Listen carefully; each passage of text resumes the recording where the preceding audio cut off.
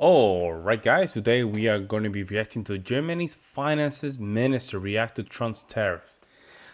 Let's see what he had to say. I would love to just hear the opinion from the Germans regarding Trump tariff. Let's jump in.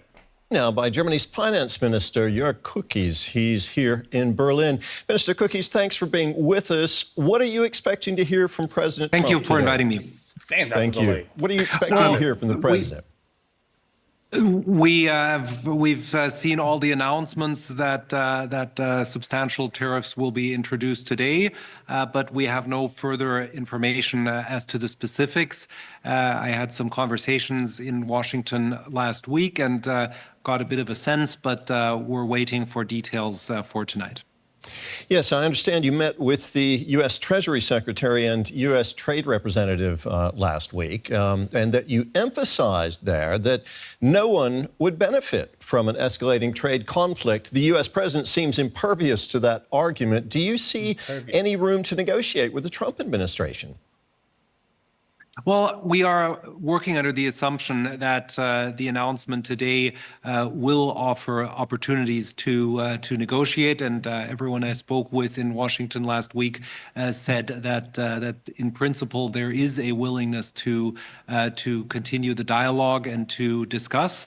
But of course, first of all, we'll have to evaluate what is announced today before starting negotiations and deciding on how to respond. Of course. Trump's 25% tariff on foreign automobiles, however, is pretty clear already. That tariff also applies to parts, critically. That goes into effect this week.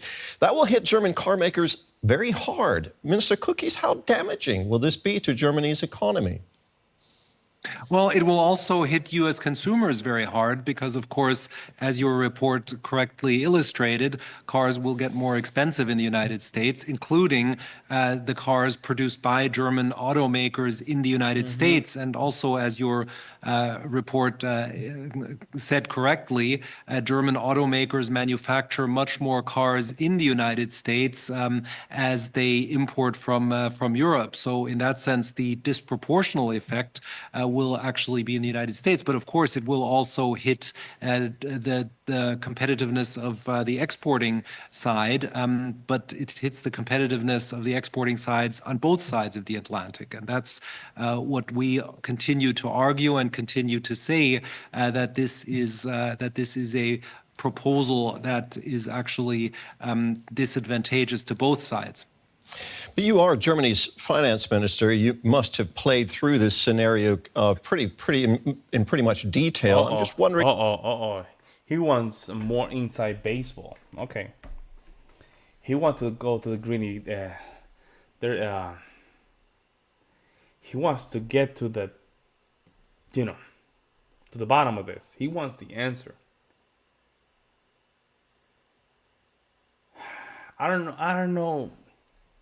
See, I know he's a reporter, but I don't think it's even strategically possible for the Germany's finance minister to give you, his side of the cards, his cards, right? I don't think that's even smart. Let's put it that way. I hope he can answer this very shallow. What you're anticipating in terms of damage to the German economy from these tariffs. Well, I mean, it's obviously very difficult to quantify that, but it will be a substantial impact. There you go. Hey? Substantial adverse impact. But as I said, it's a substantial adverse impact for everyone affected, and that's why we are so keenly arguing to negotiate and to think about how we should go about addressing the issues that the United States government is raising in a partnership kind of negotiation. You see, and that's the talk that you need. See, so the reporter, I think he's trying to just get a little bit of that one moment clip on TV, but the Germany's finances minister, he's like, we just working out things. We just listening to the United States. United States listening to us. Like, he's smart. He's not. This guy's not stupid. where the end result could actually be a net Yeah. reduction of tariffs. To us, in the document that is the basis for forming the new government, both sides actually propose a free trade area between the European Union and the United States.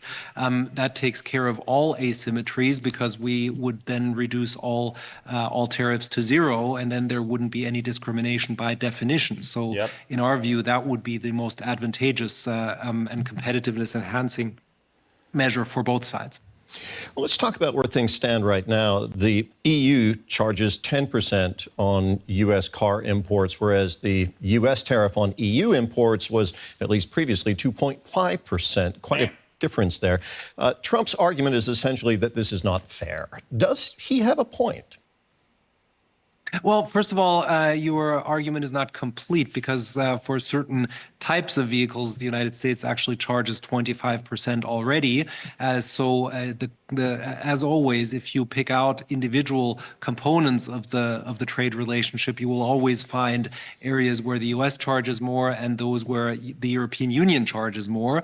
That's why I'm saying the easiest way to assure balance and fairness is if everyone goes to zero, and then we have free trade. There you go. Then just let the free market do this thing. That's it. That's it. He has a point.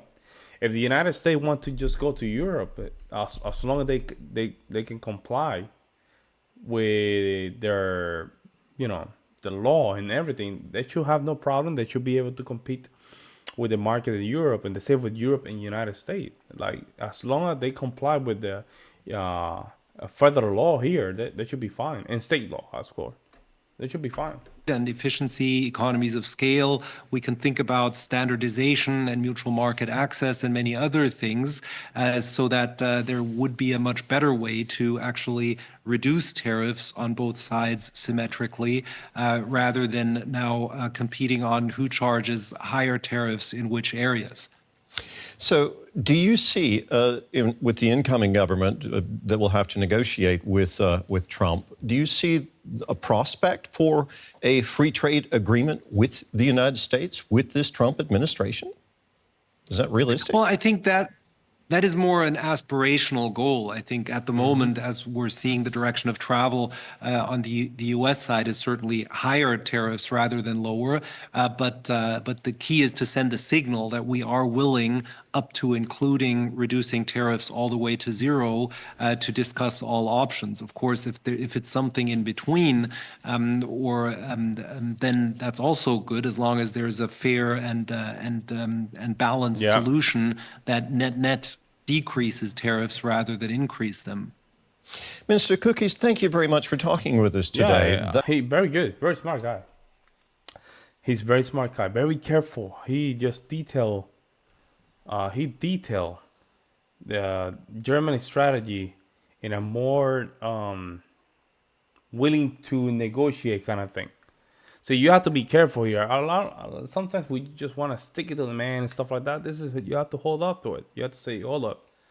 Let's just make sure that we can sit down, just hear what do we need from each side, and hopefully we can come with an agreement. All right? Very good. You guys have a very good finance minister, I think. I don't know. You guys have to tell me. Let me know what you guys think in the comment section below. I'll see you in the next one.